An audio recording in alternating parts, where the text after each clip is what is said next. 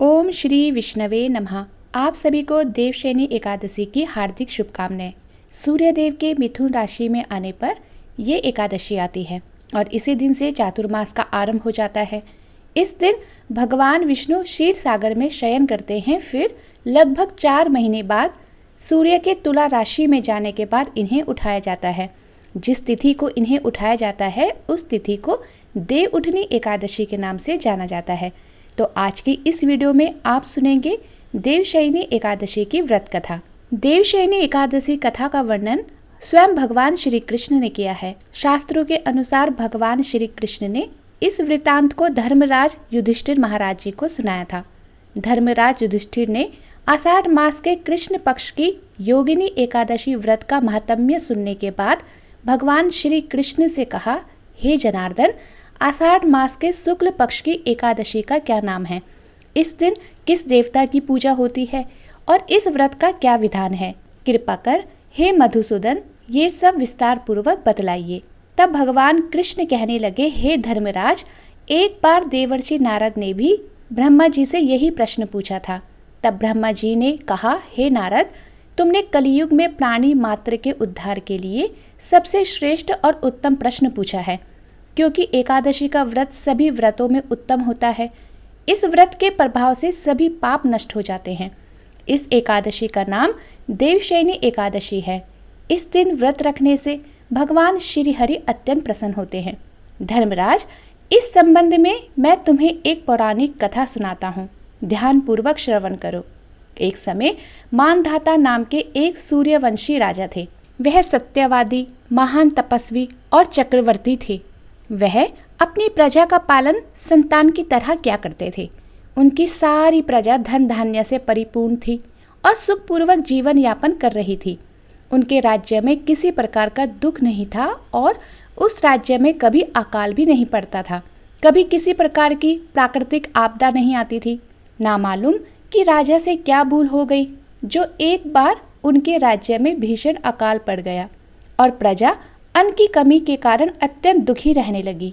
राज्य में होने वाले सभी यज्ञ बंद हो गए।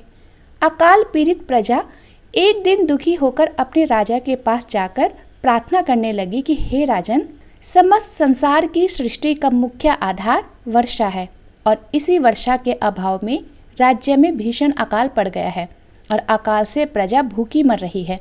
हे राजन, आप कोई ऐसा उपाय कीजिए जिससे हम लोगों का दुख दूर हो सके। अगर जल्दी ही इस अकाल से मुक्ति नहीं मिली तो विवश होकर प्रजा को किसी दूसरे राज्य में शरण लेनी पड़ेगी। प्रजाजनों की बात और दुख को सुनकर राजा कहने लगे, आप लोग सत्य कह रहे हैं। वर्षा न होने से आप सभी बहुत दुखी हैं। राजा के पापों के कारण ही प्रजा को कष्ट भोगना पड़ता है। मैं बहुत सोच विचार कर रहा हूँ, परंतु फिर भी मुझे अपना कोई दोष दिखाई नहीं दे रहा है। आप लोगों के कष्ट को दूर करने के लिए मैं बहुत उपाय कर रहा हूँ, परंतु आप चिंतित मत होइए, मैं इसका कोई ना कोई उपाय अवश्य ही खोज निकालूंगा। राजा के वचनों को सुनकर प्रजाजन चले गए। तब राजा मानधाता भगवान की पूजा कर कुछ मुख्य व्यक्तियों को साथ लेकर वन को चल दिए। वहाँ पर वह ऋषि मुनियों के आश्रमों में घूमते घूमते अंत में ब्रह्मा जी के मानस पुत्र अंगिरा ऋषि के आश्रम में पहुंच गए। रथ से उतरकर राजा आश्रम में गए।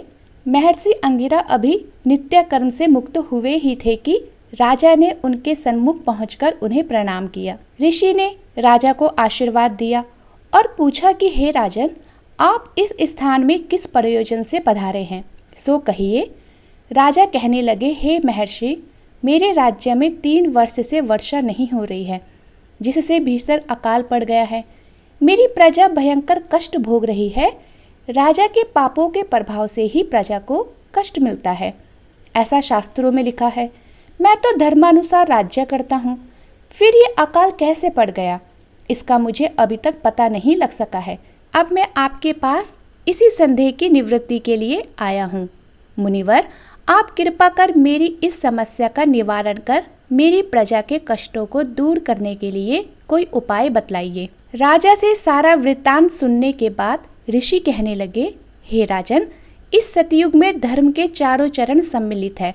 ये युग सभी युगों में उत्तम है। इस युग में केवल ब्राह्मण को ही तप करने और वेद पढ़ने का अधिकार है, किंतु तुम्हारे राज्य में एक शूद्र तपस्या कर रहा है। इसी दोष के कारण आपके राज्य में वर्षा नहीं हो रही है। यदि आप प्रजा का कल्याण चाहते हैं तो शीघ्र ही उस शूद्र का वध कर दीजिए। जब तक आप ये कार्य नहीं कर लेते तब तक आपका राज्य अकाल की पीड़ा से मुक्त नहीं हो सकता।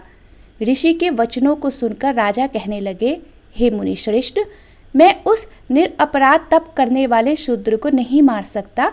किसी निर्दोष मनुष्य की हत्या करना मेरे नियमों के सर्वदा विरुद्ध है और मेरी आत्मा इसको किसी भी स्थिति में स्वीकार नहीं करेगी। मुनिवर, आप इस दोष से मुक्ति का कोई दूसरा उपाय हो तो बतलाइए। राजा को विचलित जानकर ऋषि कहने लगे, हे राजन, यदि आप ऐसा ही चाहते हो तो आषाढ़ मास के शुक्ल पक्ष की देवशयनी नाम की एकादशी का विधान पूर्वक व्रत रखो।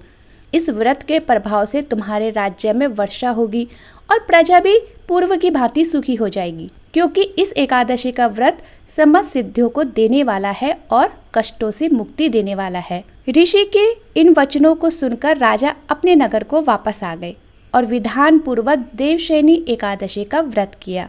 इस व्रत के प्रभाव से राजा के राज्य में खूब वर्षा हुई और प्रजा को अकाल से मुक्ति मिल गई। इस कथा का सार यह है कि अपने कष्टों से मुक्ति पाने के लिए कभी भी किसी भी हाल में किसी दूसरे का बुरा नहीं करना चाहिए।